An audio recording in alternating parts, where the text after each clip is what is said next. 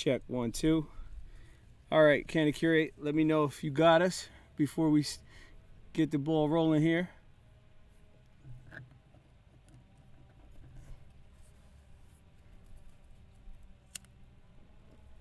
Grim or John or somebody real quick, just let me know that we're good to go. I see the bot working.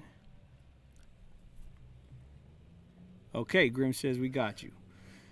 All right, and I'm gonna just check the frame one more time before I kick back and light this blunt.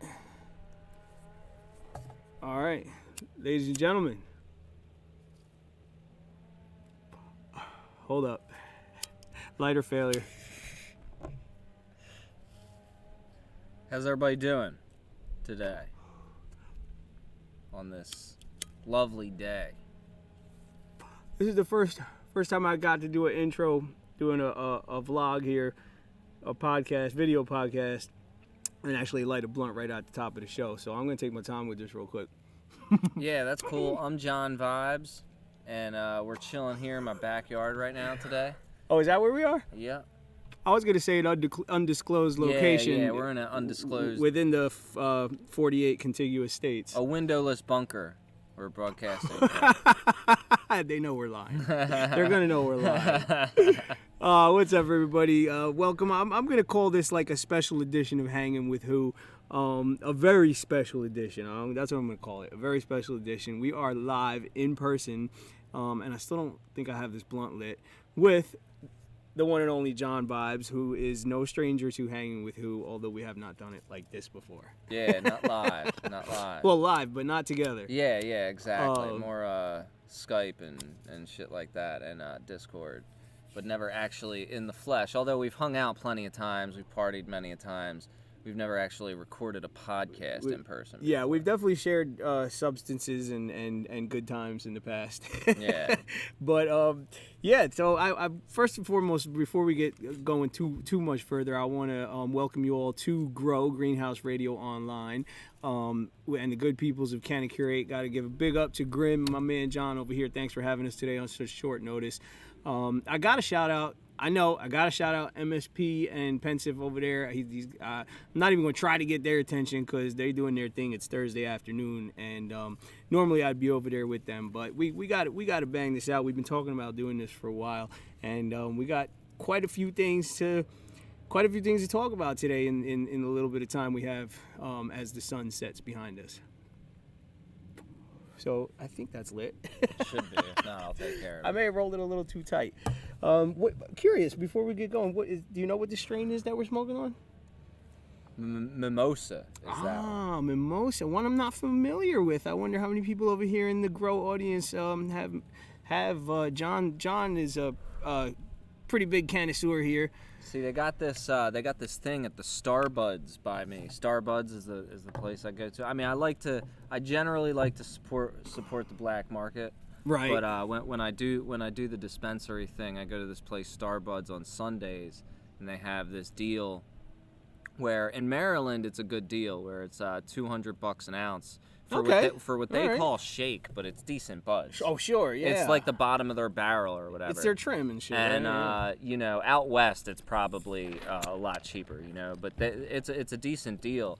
But they only have 10 or 12 strains for you to choose from. So it's tasty and nice and green. This is my first time checking this particular strain out. Well, this is not necessarily a cannabis show, so we're gonna move forward and while we talk on some of this cannabis and talk to y'all good people over here at Grow. So what brings us this way? I've got so much to go over. We've got this. I've been talking about the solar tiny sound. And hip hop is dead for a number of weeks now, and we got a lot of things jumping off now. You all should definitely take some time during and after the show to check out the website. It's movement19.org. If you go over there, it's basically a conduit to all of our social media. It is built on WordPress, so we're going to maintain a WordPress blog. I was really hoping to use SteamPress, and I actually didn't realize that you have to pay for premium for the top tier in order to be able to use those kind of plugins on WordPress. So I was a little disappointed that I didn't. I only spent the bare bones $99 package, so I can't actually use Steam Press. But that's okay because I'm used to cross posting a lot, and it's just what's one more blog. What's one more blog when you can't make a living blogging? I'm kidding, kinda. So the Solar Tiny Sound is actually underway, and I want to make sure. Matter of fact, let me switch over here to my frame so I can make sure you all can see the little sign that we got to display when we're playing music and vending at events from here forth. This was just something I threw together, just clip art. I'm not gonna tell you that like I really truly created this all that much, but it's got the QR code that will take you to the website. And as I said, the website is a conduit to reach out to us on Steemit, Facebook, Twitter, Instagram, and WordPress, of course. We're also on YouTube right now. We're streaming to YouTube Live, but I'm basically just using YouTube because as a centralized, humongous global server, it really freaking works well. But one day I'm hoping that the decentralized internet will work that well, and I'm sure it will. But you may have to stick to the bowl, yeah. Oh, is that not hitting? Is that not hitting? We'll be soon. Oh man, did I not? I've been rolling blunts since I was like 12. What the? Oh, I didn't mean to interrupt you though. Yeah. No, you're okay. Here you go. Pass it to my wife off camera right there. So anyway, so Solar Tiny Sound is jumping off, and I want to talk to you guys about that just a little bit because we are here with John, and I want to get to talking about all the different things going on with John vibes and catch up from the last time. But basically, the Solar Tiny Sound is as I've been telling y'all, is a portable solar powered sound system for DJs and live musicians that we've put together with some consumer and prosumer components. So it's not something that we've actually built from the ground up. It's something that we spent some time doing research and figuring out how someone could go off grid with enough power to live from day to day. Not necessarily like power an entire 5-bedroom house, but something like a tiny house, living in your car, camping, that sort of thing. Your bare bones charging phones and tablets, and even something like a portable PA system for DJs. We wanted to show that this is something that could be done quite easily using products that are available on the market, not terribly expensive. Obviously, not super cheap either, but much more affordable today than in the last couple of decades to go off grid in such a manner. So what the main component that we got is the Renogy Phoenix solar generator, which by itself is a 20-watt solar generator, which will power quite a lot of items. We also got it with the extra 100-watt solar panels, so it charges faster and you can use it all day in bright sunlight without draining the battery, until the sun goes down, obviously. So we put that together with a Mackie free play speaker, actually, which I'll show you real quick. It's a very, very high-end Bluetooth speaker. I want to say it's 100 watts off the top of my head. I could be wrong. It might actually be a little more than 100 watts. The back of the speaker is really cool. Even though it's a Bluetooth speaker and it's quite light and portable, it's actually quite durable. It has an 8-inch woofer, pretty good bass response, and on the back it's built like a PA system. It's got 1/4-inch and XLR inputs. It's got some built-in effects. It's got some preset kind of EQing for vocals. For one of them's labeled DJ, which gives it a little bit of a bass boost, obviously. Really, really cool unit, which the solar generator that we got powers with absolutely no problem whatsoever. At the same time that it will power a laptop and a portable DJ rig nowadays, which we've got the Pioneer controller DDJ SR, which is a little bit of an older unit right now. But see, one of the things that we also want to show is over the years, I've done a lot of talking about sustainability. And I've really been big into like the DIY culture and repair and rebuilding, repurposing things, particularly electronics, which we know very often e-waste, winds up in these huge deposits, mostly in Southeast Asia, where we're like destroying entire plots of, once usable land. And I don't want to get too much into this, but years ago it was disclosed that, like, for instance, children will go in there and try to salvage some of these electronic components and smelt the metals at home in their cookware. These highly toxic products, like, that are attached to plastic and all kinds of polymers and things, and they'll smelt them at home in their cookware because they can't go out and buy something else to smelt with, and then have to still cook meals for their family and eat out of this, eat food from this with these toxic chemicals. And then, of course, they sell what they've smelted and try to make a couple bucks. But it's a pretty big issue. And so what I've tried to show over the years, being a DJ, being kind of very tech savvy and into computers, I like to show that it's possible to keep a lot of these components alive for an indefinite period of time. I've been able to refurbish computers myself, iPhones, really simple things that sometimes people don't realize that you could do yourself, even like replacing batteries that you think are not necessarily replaceable. That's another thing that YouTube is actually a great resource for. And, I know that DTube is getting better and better every day. But the internet in general is a great resource to learn DIY culture and rebuilding and repairing and these little things that kind of make our lives sustainable, but still allow us to be consumers and have this kind of comfortable, convenient lifestyle that we're accustomed to in the Western world, or at this point probably the entire planet, or most of it anyway. You said the word prosumer. Is that your word? No. Having spent many years as a DJ and technician in theater and TV and whatnot, prosumer is a word used in retail very often, where something like, for instance, like this Mackie speaker, it isn't necessarily, you're not going to see your everyday consumer walking around with one of these, but you might see somebody that's kind of semi-pro or a bedroom DJ or something like that. Oh, that's what it means. Right. I got it. It's not just the opposite of con. Right. It means professional. Right. I got right, it. Right. Oh, I see where you were going with it. Yeah, of course. I thought you were like doing some kind of play on words there. Bro with God. Yeah. Is this going this way? It is, right? To the left. I think I so. mean, you got to pass the Dutchie to the left, right? Oh, there's a little inchworm in front of me. I wish y'all could see it. Pretty cool.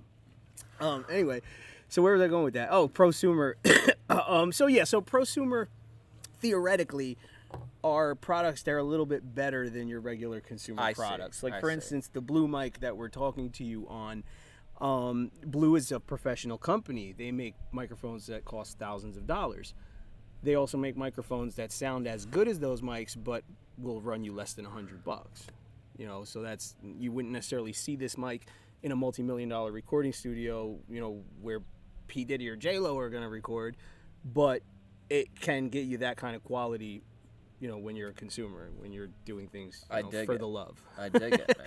So that's kind of what we want to do with the Solar Tiny Sound is, it's not just about the music. It's not just about it's about showing that there's a way to transition from this kind of on-grid life and reduce your carbon footprint, if you will, and your bills and things, and still be able to have this consumer lifestyle that in many ways is pretty cool, even if obviously the way the current paradigm is destroying our world, but it's not because we're consumers, it's how we're consumers and what we're consuming. Yeah, absolutely. I mean, we could replace a lot of what we're doing now with sustainable, alternatives. Yeah, and that's one of my heaviest criticisms, since we're here on Greenhouse Radio Online. That's one of my heaviest criticisms about the cannabis industry, and it's something that I tried to really instill in the industry in Massachusetts when Mary and I were up there helping a friend of ours start a farm up there, a cannabis farm, is like, if here we are changing we're ending the war on drugs, and we're recreating the cannabis industry and the hemp industry. Why don't we now take something that we're all basically starting from the ground up and do it the right way? I'm seeing a lot of awesome products, awesome, the edibles and all these strains out there, but then I'm seeing a lot of companies still using single-use plastic to package them. Listen, drug dealers, there's a lot of other things besides this.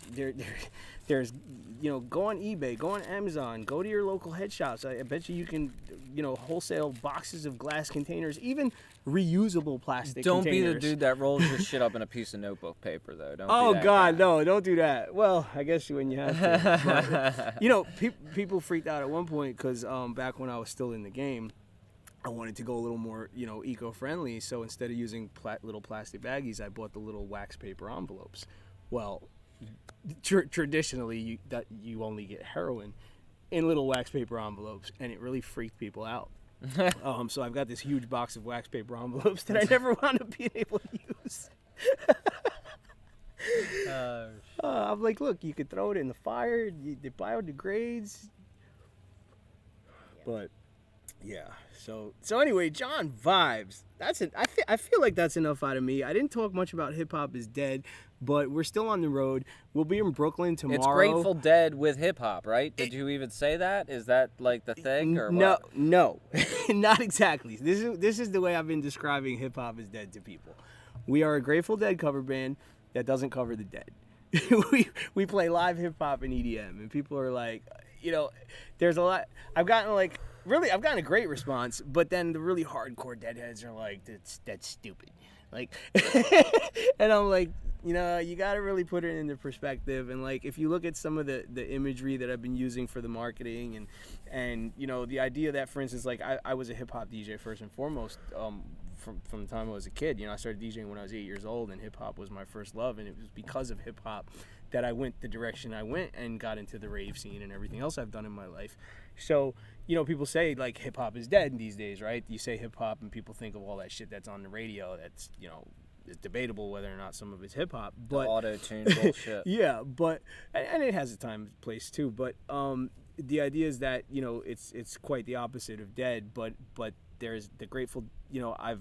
There's heavy influence from the Grateful Dead, not just musically, but culturally. The Grateful Dead is more than just a band. Yeah, exactly. So, but even musically, I'm working with live drummers who've toured, and we're all very heavily into psychedelics and very heavily influenced by the hippie cultures and lifestyles, and so that's another way that comes into play, and there's just so much you can do with that marriage. Yeah, for real. But yeah, I feel like that's enough out of me. Word. So John vibes, you got some big things going on, man. You got a book coming out. I mean, you've already published a number of books now. How many books is this going to be? This is going to be the fifth one. Fifth one. That's what I thought. Yeah. Okay.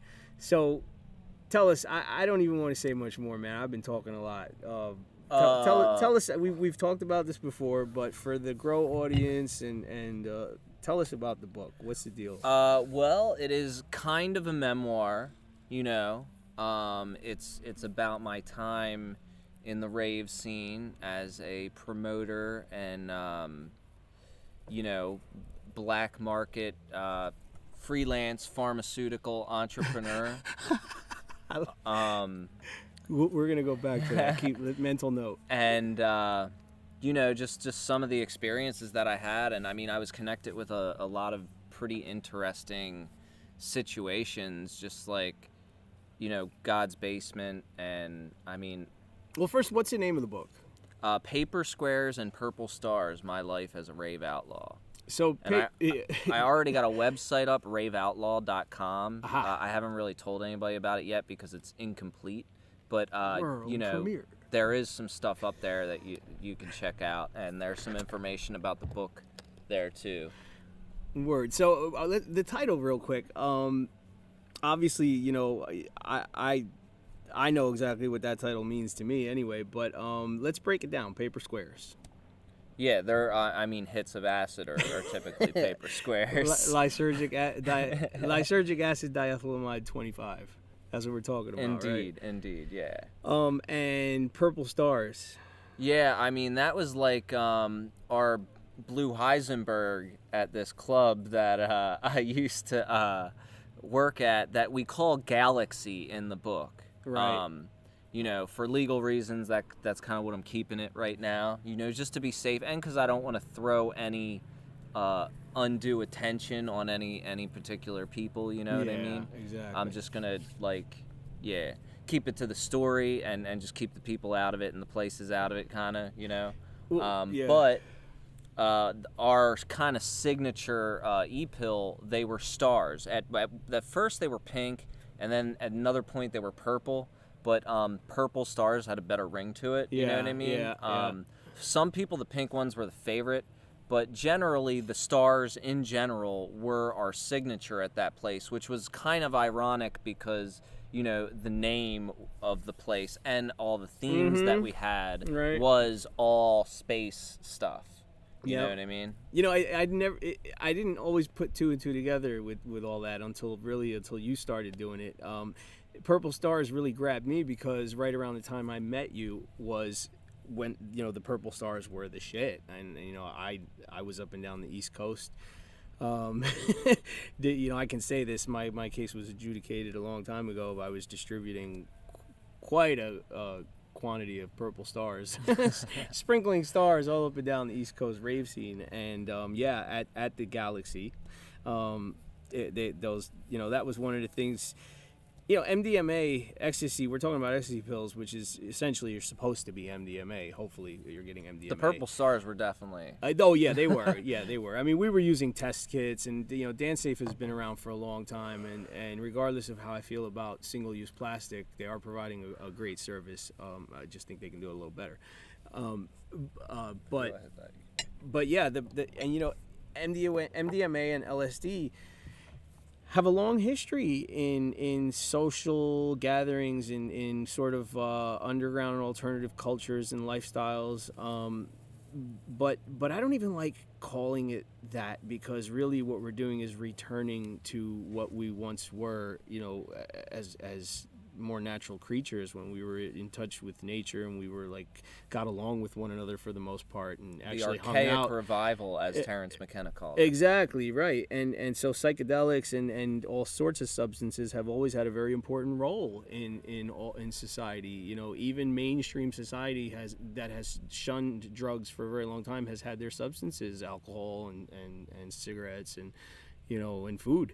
Yeah, in the Western world, sugar is a drug, yeah, just as caffeine is, and, you know, it just alters your consciousness in different ways. And sometimes, you know, there are certain ways that people's consciousness that gets altered, that people in power are more comfortable with than others. You know what I'm saying? That's why they have a problem with the things that they've had a problem with. Well, without going too much further into this, because I want to get back to the book and some other things, but I think it's more that the people in the powers that be throughout recent history, what they're uncomfortable with is how some of these substances kind of loosen the chains and you know, not alter perception, but actually allow you to perceive more realistic. Exactly. And so that's what they've been afraid of all along. That psychedelics would, with things like psychedelics, they would lose power. Which I'm not so sure they would lose all of their power. I don't think that psychedelics will just be like the one thing that wakes up the entire planet. I don't think anything will do that at this point. Well, nah, because you got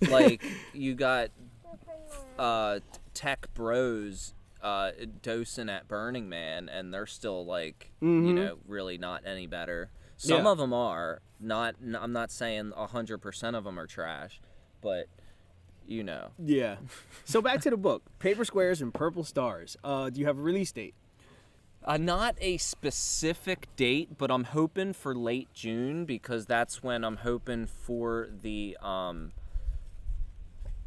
party to be, like the release party. Right. But it's pretty much, right now I'm in the process of formatting it and doing some final editing. Really, my final editing process is putting the book into a text-to-speech thing, that like a robot that reads to you, because if a robot is reading your stuff to you, it'll catch mistakes that you don't, you know? Right. So I keep on listening to it until I don't hear any mistakes anymore. That's gotta be weird. Yeah, I've listened to the thing like 20 times so far, and I keep on hearing mistakes or things that I want to fix a little bit, so I keep on like going back and tweaking things. But that process won't last any longer than a month. Right. And right now, I'm kind of have all these other things planned too, because I have this other project that's releasing with it that is it's like an app. It's going to be like a video game kind of thing. I can't really say much more about it, but that is going to be released in the same time frame. So that's probably going to be sometime in May. We're hoping that that's going to be released. So that might even be out before the book, but essentially that's just going to be the very first chapter, and it's going to be like a beta version of this episodic story-driven point-and-click, choose-your-own-adventure kind of game. PlayStation. Like I've played some I recently acquired a PlayStation. I used to be a gamer when I was a kid, and I got one recently. And they have some games like that where you get like the first episode for free, and you like Batman. There's a Batman game that's really cool like that, and that's exciting, man. That's awesome news. There's a bunch of stuff blocking that door. She's probably gonna have trouble. Aha. So we're talking this spring, 2019, Paper Squares and Purple Stars, and we're talking about a release party. Now, how much do you want to say about that? Well, the release party I can't say a whole lot about because I don't know where the venue is yet. Like, I'm trying to work that shit out. I'm dealing with one guy in Baltimore right now that has a space that I like, but you know how things go. Oh, I know. So it's all a matter of that, and I am doing kind of a release event thing for the app with the developer at the Michigan Peace and Liberty Festival, about 2 hours outside of Detroit, and that's going to be June 20th or something like that. I'm hoping to do my release party in Baltimore the next week for the book, you know what I mean? But I'm going to have the book for sale online within the next 2 months. Awesome. Are you, any ideas as far as lineup and acts for the release party? Not really. I got a couple ideas, you know what I mean? Pulling on some strings of some people who will do some favors and stuff like that because I'm on a budget. True. And because I have to like do the whole game of, all right, work the political angle as far as like who will bring some people in, right, and then I gotta have the angle of who can I afford to pay, right, you know what I'm saying? So I'm kind of trying to do that calculus. Then there's also, isn't there a factor of like who really should be on that lineup?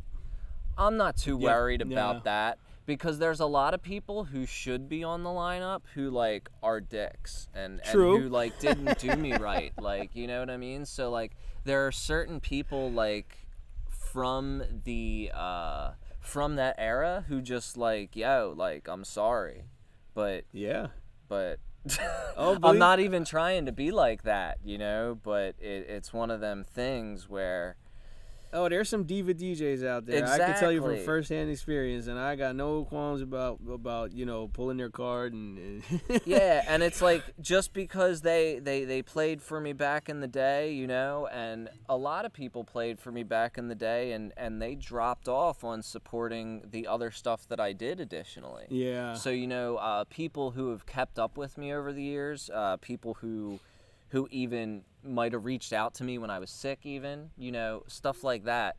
Because there were a lot of people back then, and this is something that I write about in the book, there were a lot of people who I thought were my friends for a long period of time who just used me for guest list spots, discounted pills, bookings, you know what I'm saying? Yeah. And then when that stuff wasn't available anymore, you know, them fools were nowhere to be found. And then even worse, them fools like all switched up on me and started like you know, trashing my activism work.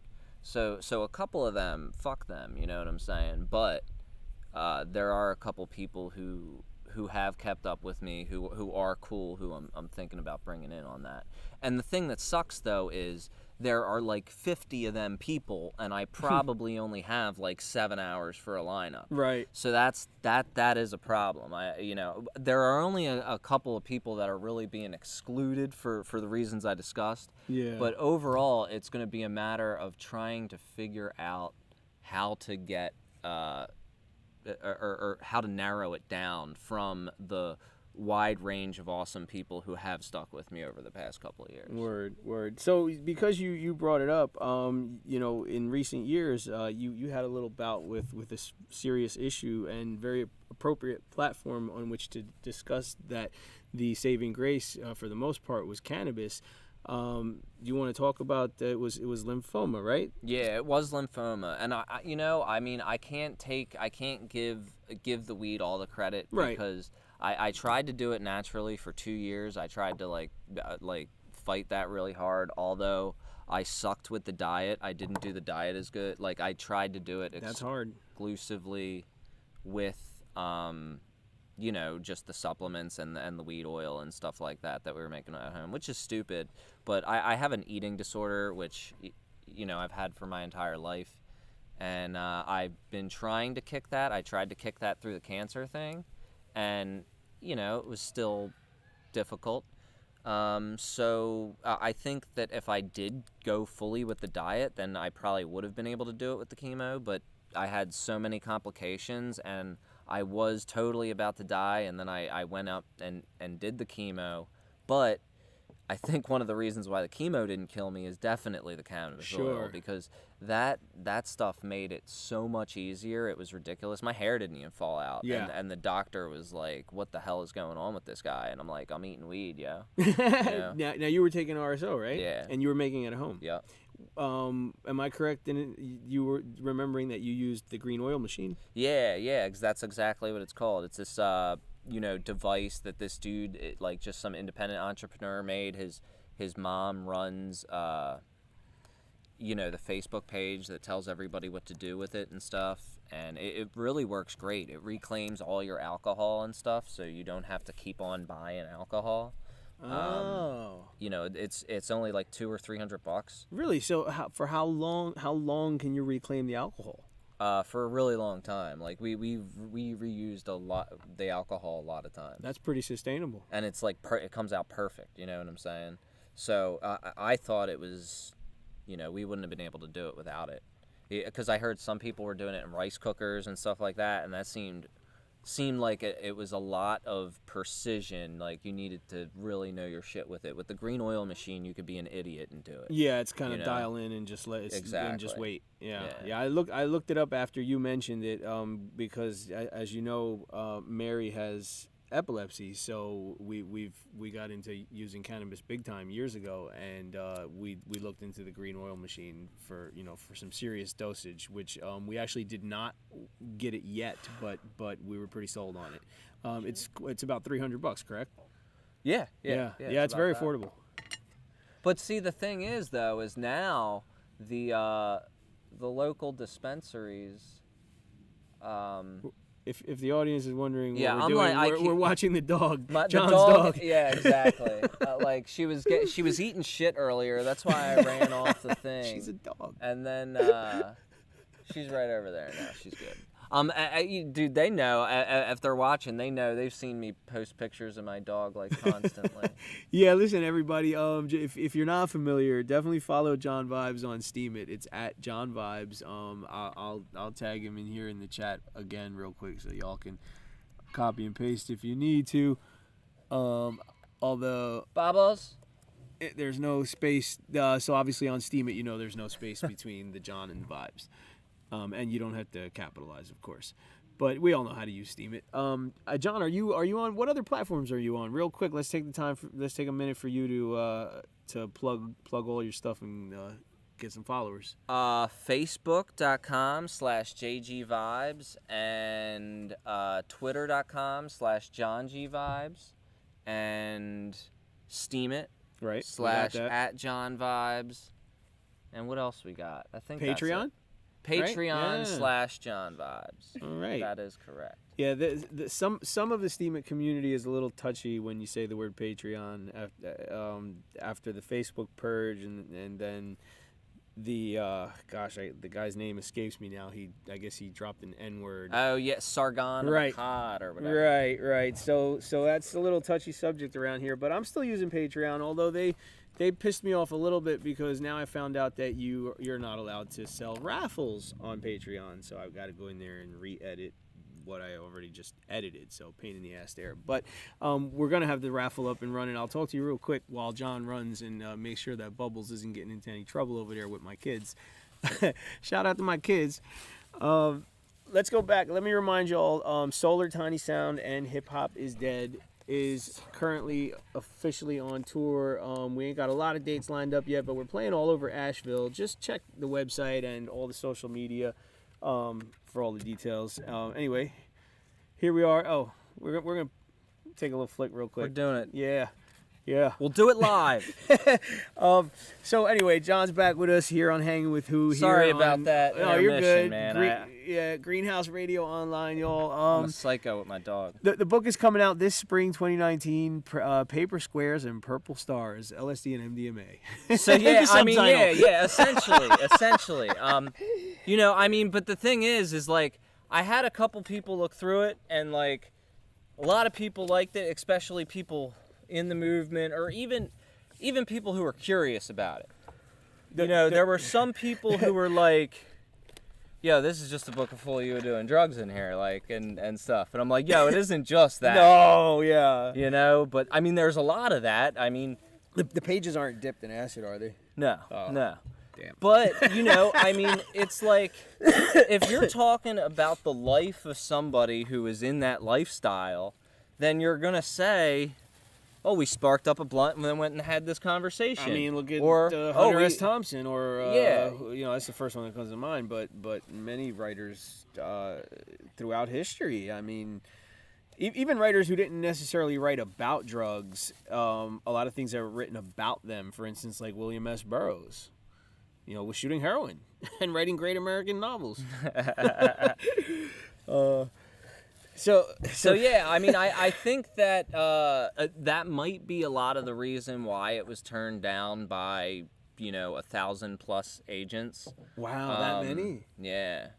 Wow. What was the craziest thing somebody said that you can think of right now? Oh, well, I mean, the thing that sucks about it is they don't give you any valid feedback. They just send you a form letter. No one says, like, kind of like was kind of shocked enough to say something. There was a couple people that were like, this seems very interesting, but not for me. Like, there was a lot of that. That's a very nice way to put it. There was a lot of that. Yeah. Wow. That was pretty much the only response that I got that wasn't a form letter, was somebody saying, this looks really interesting, but not for me. Wow. You know? Now, what about face-to-face? Not publishers, but feedback from real-life people. Like, what was the craziest? Anybody, you know, really, what was the craziest thing somebody said about it? I haven't given you any feedback yet. Yeah, you haven't. You Oh, haven't. There's a reason for that. You'll get it soon.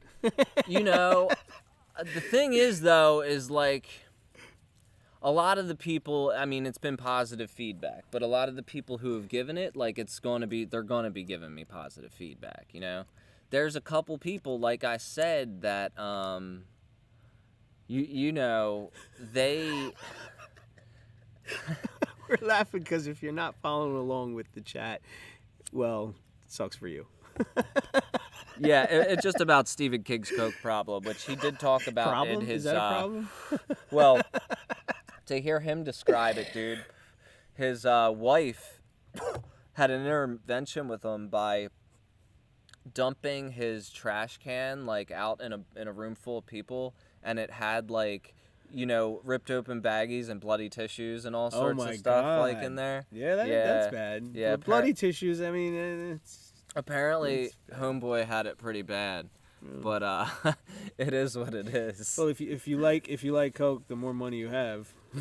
Exactly. I mean, that's the thing. I Your mean, like, who the hell is gonna get rich and not do coke? Like, I mean, that's one of the things that you look forward to doing when you're rich.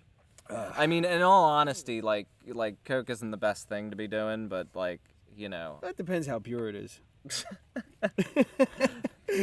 All right, so the book's coming out. The app, you got an app coming out. And you said the app's coming before the book, essentially. Probably, but it's only a beta first chapter thing, and it's coming out in episodes anyway. That's good. That's great promo. That's brilliant, man. That's absolutely. It wasn't my idea. I got lucky enough to fall into somebody else's plans who has a very able team. A guy reached out to me, but I really can't. That's pretty much all I could say on that. I mean, as far as that, it's going to be an app, and the artwork for the book came from the same team. Right, which is beautiful, by the way. I love seeing that image. It's great. That's the same team, and they're really open for me to be doing really heavy material. Like, I mean, the first chapter has me saying hardcore stuff about cops. Well, it's real life. Well, if you look at a lot of the stuff that you can download on, on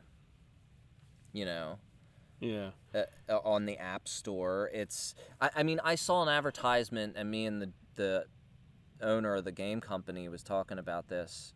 It was like, be the cop that arrests this person, and it was like the animation was this hot cop chick, you know what I mean? Yeah. And it was like this dude that she was about to arrest, and it was like insinuating like some pretty messed up stuff, and it's like, do you want to gamify, being this chick cop raping this dude, and it was like advertised on Facebook, sponsored. Wow. So that's like the competition that we'll be having, you know what I mean? So speaking of Facebook, after the great social media purge, your writing career kind of hit a couple of bumps there, and things got a little hairy for the Free Thought Project and all the other wonderful alternative media outlets out there.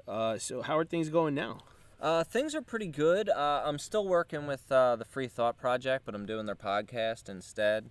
And I'm writing for Truth Theory and The Mind Unleashed. Okay. And that's going. And also Crypto Globe occasionally, but I'm kind of doing some more stuff behind the scenes for them as opposed to writing for them. All right. Well, wow, we've covered a lot of ground. Anything else you can think of off the top of your head you got going on besides this good bud? Shit. Well, pretty much that book is like what I'm really working on hardcore. Yeah. Especially, that's the big project right now. Book, app, release party. Yeah, that. The podcast, still blogging. And Free Your Mind Conference. We're working on it, but we're not sure if it's going to be in a different city, if it's going to have a different name, We're working things out. It's like there's a lot going on behind the scenes with that that I can't really talk about. So some of us are aware. And if you know, and it's like something that we're working on, and it's really just a matter of humans being humans, you know what I mean? And we're it's highly flawed creatures. I mean, if you look at it, it's very, very difficult to make things happen. So, all right, and when you want to work together, like in any kind of respect, it's difficult. It is. But when you have activists, it's 10 times more difficult because Very all of us strong-willed. are so strong-willed, and we're so principled, and we all interpret our principles in various ways, you know what I mean? Yeah. So there ends up being some discord, you know what I mean? Yeah, pun intended there. yeah, exactly. Word. Oh man, it's been an absolute pleasure hanging out here with you, with the good people of Greenhouse Radio Online and the whole global community, everybody over on Facebook Live and YouTube and Steam It, whoever happens to be checking us out. Definitely thank you so much for your support. Get on over to both of our blogs and hit the upvote button, please. Check out the website and follow the Solar Tiny Sound and Hip Hop is Dead tour. And Paper Squares and Purple Stars due to be released spring 2019, just around the corner. Awesome. Thank you for the free promo. You know No what I mean? doubt, man. No doubt. Thank you all. Thank you, John. Thank you, Grim. We're gonna say peace and smoke some more weed and go hang out with the kids and the dog and catch this beautiful weather. Sorry for being distracted, man. Oh, you're good, man. It's live podcasting. This is what we do. All right, y'all.